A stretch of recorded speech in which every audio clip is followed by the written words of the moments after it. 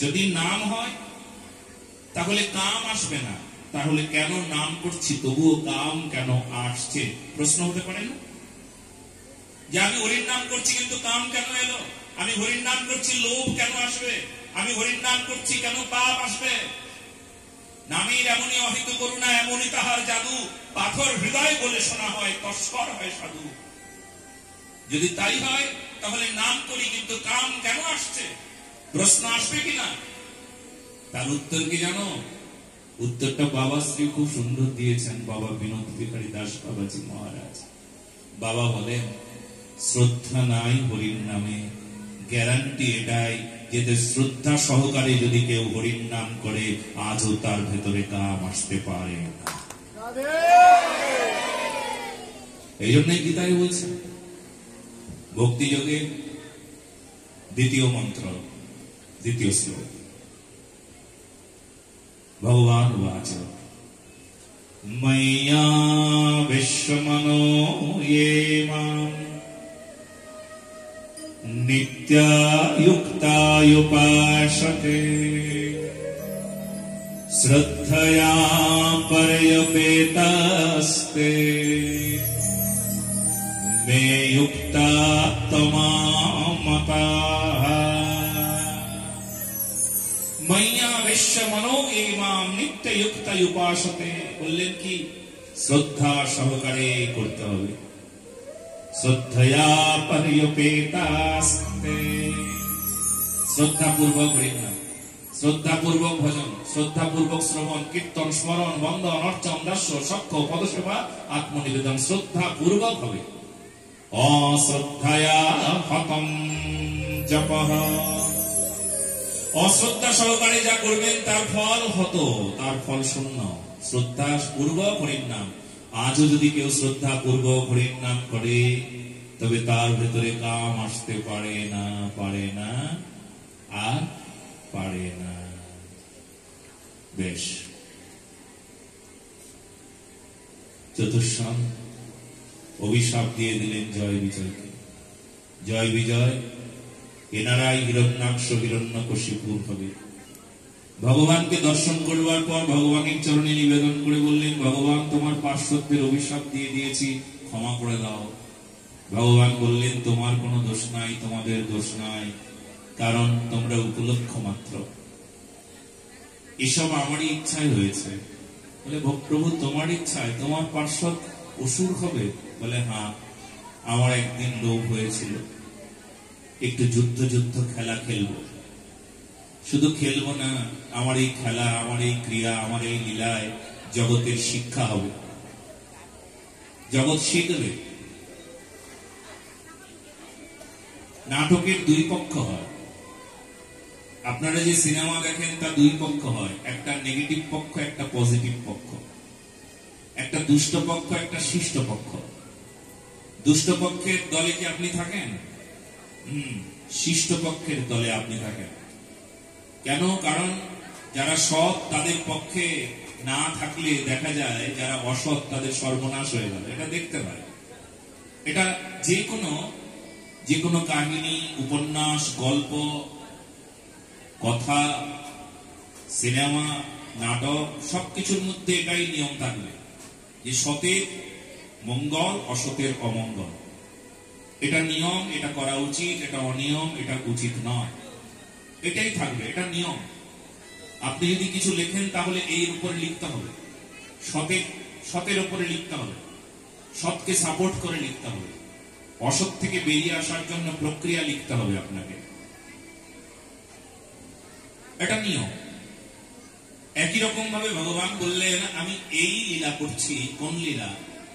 ভক্তচিত্ত বিনোদার্থম সবিবিধ লীলা। ভক্তচিত্তকে বিনোদন দান করছি, কিন্তু ভক্তকে এই শিক্ষা দিচ্ছি যে তুমি হিরণ্যাক্ষের অবস্থা দেখো, হিরণ্যকশিপুরের অবস্থা দেখো, আর প্রহ্লাদের অবস্থা দেখো। তুমি যদি প্রহ্লাদের পক্ষে থাকো তাহলে তুমি জয় তোমার সামনে দাঁড়িয়ে। আর যদি হিরণ্যাক্ষ হিরণ্যকশিপুরের পক্ষে তুমি যাও, তোমার মন যদি হিরণ্যাক্ষ হিরণ্যকশিপুর হয়, কাম লোভে যদি ভরপুর হয়, তাহলে তুমি কিন্তু হারাবে।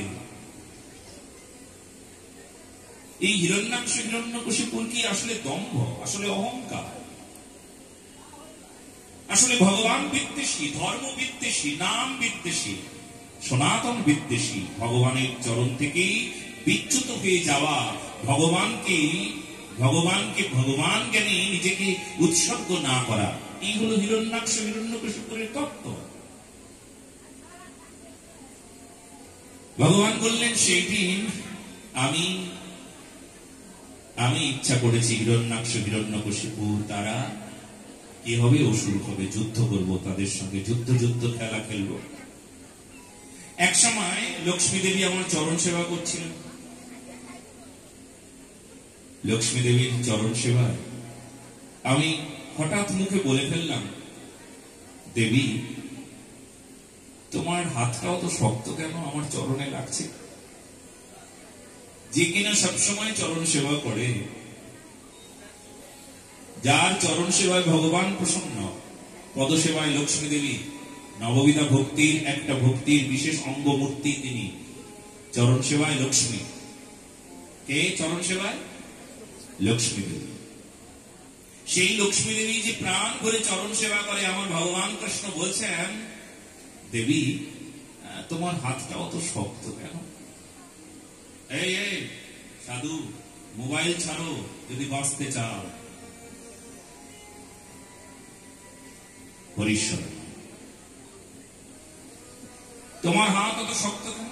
লক্ষ্মী দেবী বললেন, প্রভু তোমার এই চরণ কত নরম, আমার হাত কত শক্ত। প্রভু গো, যখন তুমি যুদ্ধ করো তখন ওই কঠিন কঠিন অস্ত্রগুলো তোমার নরম শরীরে গিয়ে যখন আঘাত করে, তখন না জানি কত কষ্ট হয়। ভগবান শ্রী লক্ষ্মী দেবীর মনের কথা জেনে বললেন, আজ না আমার এই ইচ্ছাটাই হচ্ছে, যুদ্ধ করব, যুদ্ধ খেলা খেলবো, কিন্তু আমার সমান কে জগতে আছে? আমার সমান বা আমার চাইতে বড়? যুদ্ধটা মজার হবে না। যুদ্ধ যদি অসমান হয় তাহলে মজা হবে না, সমান সমান হলে ভালো হয়। তো সমান সমান জগতে কে আছে? তস্মিন স্তজ্জন্যে ভেদা ভাবা, ভক্ত আর ভগবানে কোনো তফাৎ নাই, সমান। বলে আমার ভক্ত যদি আমাকে একটু যদি এই খেলায় সহযোগিতা করে আনন্দ দেয়, তাহলে আমি ভক্তের সঙ্গে যুদ্ধ খেলা খেলবো, সমানে সমানে হবে, খুব মজা হবে। হিরণ্যাক্ষ হিরণ্যকশিপুর পাশের কক্ষ থেকে ছুটে এসে বললেন, ভগবান কি করতে হবে, কোন সেবা?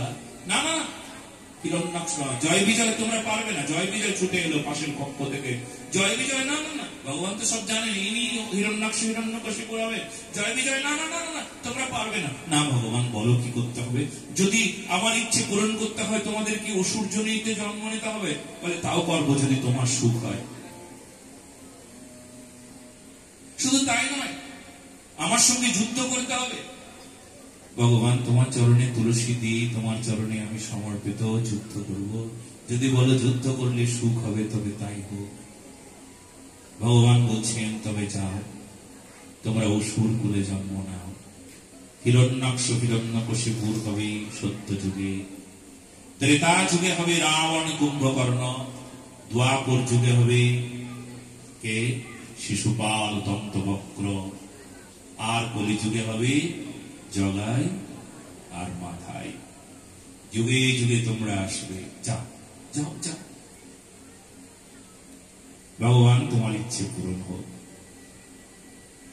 এইবার ধর্মাত্মা বিদুরের কাছে জিজ্ঞেস করলেন যে, ও ভগবান, এই যে হিরণ্যাক্ষ হিরণ্যকশিপুর যে জন্ম নিল, এমন কোন অপরাধ করেছিল তার বাবা মা যে এমন দুষ্ট সন্তানের জন্ম দিল? এই প্রশ্ন করলেন। তখন উত্তর দিলেন যে, দেখো, পিতার কোনো দোষ ছিল না, কিন্তু মা সেই সময় সন্ধ্যাকাল, কোন সময়? সন্ধ্যাকাল। সন্ধ্যাকালে মা দিতির স্বামী কশ্যপ, কশ্যপ ঋষির কাছে একটু কষ্ট করে বসতে হবে, মা অত তাড়াতাড়ি চলে গেলে হবে, কষ্ট করে বসো, বসলেই মঙ্গল। আয় রাধারানী, ভাগবত থেকে যায় ঘুকসাডাঙ্গাতেই দেখেছি, আমি কোথাও দেখি নাই ভাগবত থেকে কেউ চলে যাচ্ছে, শুধু ঘোকসাডাঙ্গায় দেখেছি। বিশ্বাস করো, হাজার হাজার শ্রোতা বীরভূম, মালদহ, মুর্শিদাবাদ, হ্যাঁ, কোথাও দেখি নাই যে ভাগবত থেকে চলে যেত। কি হয় জানো, কলিকাল কানটা ধরে তুলে দেয়, ওট ওট ওট ওট, তুই যদি এখান থেকে উঠে যাস তবে আমার মঙ্গল হবে, আর তুই যদি কষ্ট করে বসে থাকিস তবে তোর মঙ্গল হবে, আর তোর যদি মঙ্গল হয় তোর সর্বনাশ আমি করবো কি করে। সেই জন্য কলিকাল কানটা ধরে তুলে দেয়। এই জন্য কষ্ট হোক তবে একটু বসো, আর তো বেশিক্ষণ না, আর মাত্র 1.5 ঘন্টা হবে হয়তো। কয়টা বাজে?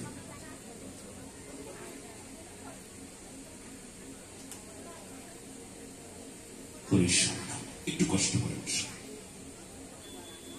কারণ এই কথাগুলো শুধু কথা নয়, এই কথাগুলো শুধু ভাগবত পাঠের কথা নয়, এই কথাগুলো মন্ত্র, জীবনে বাঁচার কথা। এমন কথা আমরা শুনতে চলেছি যে কথা শুনবার পর আমাদের সমস্ত দুঃখ, ব্যথা, বেদনা দূর হয়ে যাবে, অমঙ্গল দূর হবে, সেই মঙ্গলময়ী কথা আমরা শুনছি।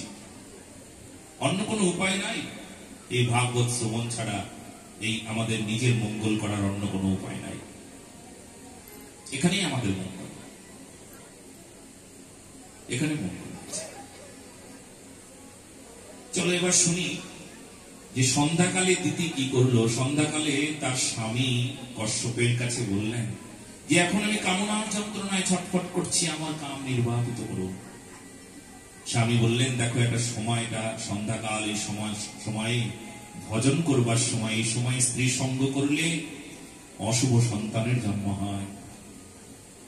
যে সন্তান জন্ম নিলে অশুভ সন্তান হবে, অসুর হবে, কথা শুনবো না। না না, আমি আপনার কোনো কথাই শুনবো না, আমি এখন কামনার যন্ত্রণায় ছটফট করছি, আপনি আমার কাম নির্বাপিত করুন, কাম নির্বাপন করুন, দয়া করুন। স্বামী আর কি করবেন, স্বামী কিছু করবার উপায় ছিল না, স্ত্রীর ইচ্ছা পূরণ করলেন, গর্ভাধান হলো। তখন স্ত্রী লজ্জিত হলেন। স্ত্রী দিদি বললেন আমার কি সর্বনাশ হয়ে যাবে? হ্যাঁ, তোমার তো সর্বনাশ হবে, তুমি যে অন্যায় করেছো তার জন্য তোমার যমজ সন্তান তুমি লাভ করবে, হিরণ্যাক্ষ হিরণ্যকশিপুর হবে, আর তারা এত অত্যাচারী হবে যে মনুষ্য তো দূরের কথা, দেবতা পর্যন্ত সেই অত্যাচারে বড় কষ্ট পাবে। তবে হ্যাঁ, তোমার মধ্যে যে অনুশোচনা এসছে সেই জন্য একটা উপকার হবে, সেই উপকার এই হিরণ্যকশিপুরে 4টি পুত্রের মধ্যে একটা পুত্র হবে প্রহ্লাদ, যে প্রহ্লাদের জন্য এই অসুর কুল উদ্ধার পেয়ে যাবে। প্রহ্লাদ মহারাজ কি, প্রহ্লাদ মহারাজের জন্য অসুর কুল উদ্ধার পাবে, এটা আমি বলে দিলাম। এই দিতি এইবার শ্রীমদ্ ভাগবত মহাপুরাণী ভালো করে বুঝিয়ে দিলেন যে যদি আপনি সময় না বোঝেন, সন্ধ্যাকালে কশ্যপ বললেন দিদিকে সন্ধ্যাকালে স্ত্রী সঙ্গ করতে নাই, সন্ধ্যাকালে আহার করতে নাই, সন্ধ্যাকালে ঘুমোতে নাই, সন্ধ্যাকালে এইসব নিষেধ। সন্ধ্যাকাল মানে সন্ধি, দুটো সময়ের সন্ধি, দিনের শেষ তো রাতের শুরু, এটাও সন্ধ্যা, সায়ং সন্ধ্যা। সকালের সন্ধ্যা কখন? যখন ভোরবেলা রাত শেষ হয়ে গেল, দিন শুরু হলো, তখনও সন্ধ্যা। মানে সন্ধ্যা মানে সন্ধি, সন্ধি মানে দুটো সময়ের মিলন। এছাড়াও তিথি, দুটো তিথির মিলন, এটাও সন্ধি। দুটো নক্ষত্রের মিলন, এটাও সন্ধি। কিছু কিছু সময়ে যদি স্ত্রী সঙ্গ হয় তাহলে এমন দুষ্ট সন্তানের জন্ম হয় আজকে অনেক মা বাবা বলতে শোনা যায়, হায় রে, আমার এই ছেলেটা যদি না জন্মাতো তাহলে আমার মঙ্গল হতো, আমি যদি আটখুরে থাকতাম তাও মঙ্গল হয়ে যেত, এমন দুষ্ট ছেলের জন্য আমার সর্বনাশ হয়ে গেল। এরকম অনেক মা বাবারা বলে। এমন মা অনেক আছে যারা বলে দুষ্ট সন্তানের জন্য যে ছোটবেলায় যদি তোকে গলা টিপে মেরে ফেলে দিতাম তাহলে হয়তো পাপ হতো, কিন্তু পুণ্য হতো, এত দুষ্ট সন্তান এই পৃথিবীতে থাকতো না, তার জন্য একটা পুণ্য অর্জন করতাম। আর পাপ হতো, কোনো জীব হত্যা করলে পাপ হবে, কিন্তু তোকে হত্যা করবার পর যে মঙ্গল হতো সেই পাপটাও চলে যেত। আমি ছোটবেলায় কেন তোর গলা টিপে মেরে ফেলে দিই নাই। এমন অনেক সন্তান আছে যে সন্তানের জন্য পিতা মাতারা বড় যন্ত্রণায়, বড় কষ্টে থাকে। আজকাল এমন সন্তান আছে যে বাবা মাকে ধরে ধরে মারে, বাবা মার প্রতি অত্যাচার করে, বাবা মার প্রতি যে প্রকার দায় দায়িত্ব কর্তব্য তো দূরের কথা, পিতা মাতার প্রতি দায়িত্ব পালন পর্যন্ত এরা এইটুকু করে না। বিশেষ করে এই সংবাদগুলো আমার কাছে আসে যে আগে আমার ছেলেটা ভালো ছিল, আমাকে দেখতো, আমার সংবাদ দিত, আমার কাছে এসে জিজ্ঞেস করতো, মা তোমার শরীর ভালো, ঔষধ শেষ হয়ে যায় নাই তো? কিন্তু ছেলেটার কি জন্য বিয়ে দিলাম, বিয়ে দেওয়ার পর সেই ছেলে আমার ঘর থেকে চলে গেল। আর শুধু ঘর থেকে গেল না, আমাকে দেখতে পর্যন্ত আসে না, আমি কি খাই, কি পরি, কি করি, ওষুধ আছে কিনা আমাকে জিজ্ঞেস পর্যন্ত করে না। আমি মরে গেলে ওরা সুখে থাকে, এইরকম একটা বিচারে ওরা চলছে। কি করব? এমন সন্তানের জন্ম, তার মানে কি করে সন্তান এই প্রকার জন্ম হয়? অশুভ সময়ে সন্তান উৎপাদনের সময়টাকে ভালো করে জানতে হবে। অসময়ে যদি সন্তান গর্ভাধান করে তাহলে অশুভ সন্তানের জন্ম হবে, এতে কোনো ভুল নাই। এটা বিজ্ঞান, এই বিজ্ঞান, এটাকে আপনাকে স্বীকারই করতে হবে, এটাকে আপনাকে জেনে নিতে হবে, এটাকে আপনাকে বুঝে নিতে হবে। এই জন্য সনাতন ধর্মী সংস্কার, যে সংস্কারের মধ্যে একটা বিশেষ সংস্কার, তার নাম গর্ভাধান সংস্কার, সবার উপরে রাখা হয়েছে। গর্ভাধান সংস্কার মানে সঠিক সময়ে গর্ভাধান করা, সঠিক সময়ে স্ত্রী সঙ্গ করা, তবে একটা শুদ্ধ সুন্দর সন্তানের জন্ম হবে। যদি এমন সন্তানের জন্ম না হয় তাহলে দেশের হাল কে ধরবে? দুষ্ট লোক। সমাজের হাল কে ধরবে? দুষ্ট লোক। আজকে দুষ্টের দ্বারা সমাজের হাল, দেশের হাল ধরা, দায়িত্ব কে নিয়ে দাঁড়িয়ে আছে? একটা দুষ্ট মানুষ, একটা পাখণ্ডী মানুষ, অত্যাচারী মানুষ, হিংসুটে মানুষ, স্বার্থপর মানুষ দায়িত্ব নিয়েছে দেশে, ধর্মে, রাষ্ট্রে। কি হবে? এই জন্য আপনাদেরকে সুসংস্কৃত হতে হবে। গর্ভাধান সঠিক সময়ে বিশুদ্ধভাবে, যেমন শাস্ত্র যে প্রকার বলেছেন ওই প্রকারে চলতে হবে। শাস্ত্র শব্দটি শ্বাস ধাতু থেকে এসেছে, যার অর্থ শাসন। এই শাসন যারা মেনে চলে তাদের জীবনে উন্নতি হয়, যারা শাসন না মেনে চলেছে তাদের জীবনে অবনতি ছাড়া কখনো উন্নতি দেখি নাই। এই জন্য শাস্ত্র শাসন করেছে যেভাবে, সেইভাবে আপনাকে মেনে চলা উচিত, নতুবা যা খুশি তাই হতে চলেছে। এই একটা সিদ্ধান্ত আমরা শুনতে পারলাম। এরপর শ্রীমদ ভাগবত মহাপুরাণী আমাদের আস্বাদন দিলেন, যে চরিত্রটি কথা বলতে গিয়ে আমরা শুনব গৃহস্থ মানুষের কি করা উচিত, গৃহী হওয়ার পর গৃহী কি করবে। কর্দম ঋষির চরিত্র নিয়ে আমাদেরকে শোনাচ্ছেন। কর্দম ঋষি, তিনি ভগবানের অতি প্রিয়।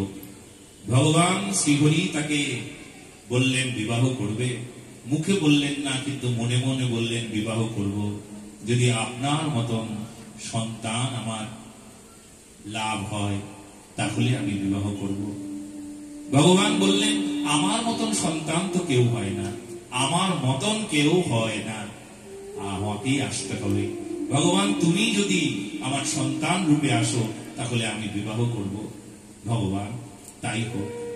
এবার বিবাহ করবার আগে সাধনা তো চাই, কারণ ভগবান কারোর সন্তান রূপে আসবে, সেই বাবা মাকে কত পরিচ্ছন্ন হতে হবে, কত সংস্কারী হতে হবে, কত বিশুদ্ধ হতে হবে। যদি পিতামাতা অমন বিশুদ্ধ না হয় তাহলে ভগবান সন্তান কি করে আসবে? আসবে? এমন বাবা মা চাই যে বাবা মা তাকে আশ্রয় করে আমার ভগবান আজও জন্ম নেবেন। ভগবান তো আসতে চায়, জানেন আপনি? কেননা ভগবানের অনেক অবতার। আমরা যে অবতারের কথা শুনে থাকি, শুধু এই অবতার নয়, অবতারের লক্ষণ প্রকাশ করতে গিয়ে এটা আমরা ভালো করে বুঝেছি। ভগবানের দ্বাত্রিংশ লক্ষণ মহান, 32টি লক্ষণে আক্রান্ত হলে তারপর মহাপুরুষ বা ভগবানের অবতার বলে মানা হয়। আর সেই লক্ষণে আক্রান্ত এমন অনেক মহাপুরুষ আছেন যারা ভগবানের অংশ অবতার, সত্তাবেশ অবতার, ভাবাবেশ অবতার, ভগবানের অবতার সব। ভগবানই এসেছেন, ভগবান আসেন, আজও আসবেন। সত্তাবেশ, আবেশ, ভাবাবেশ এই রূপ নিয়ে আপনার গর্ভে জন্ম নিতে পারেন। ভগবান আসবেন, আপনার গর্ভে আসবেন, আপনার ঘরে আসবেন, আপনাকে মা বলে ডাকবে, আপনাকে বাবা বলে ডাকবে। কিন্তু তার জন্য আপনাকে কত সাধনা করতে হবে।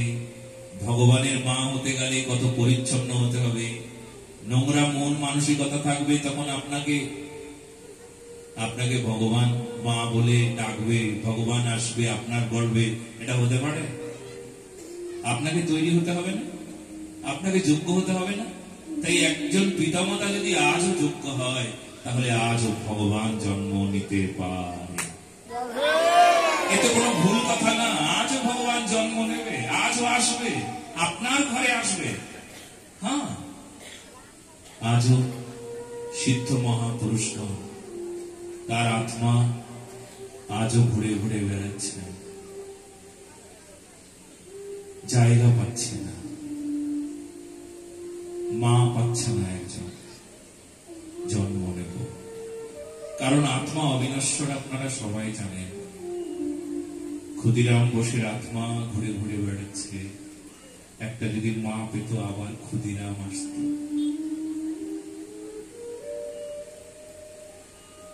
বুকে কেমন একটা ধাক্কা লাগলো না?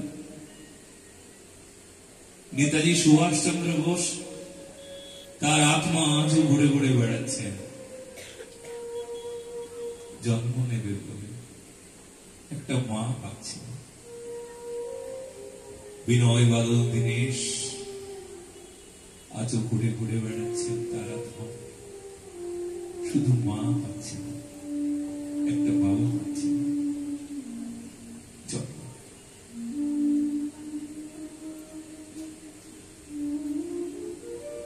নেবে।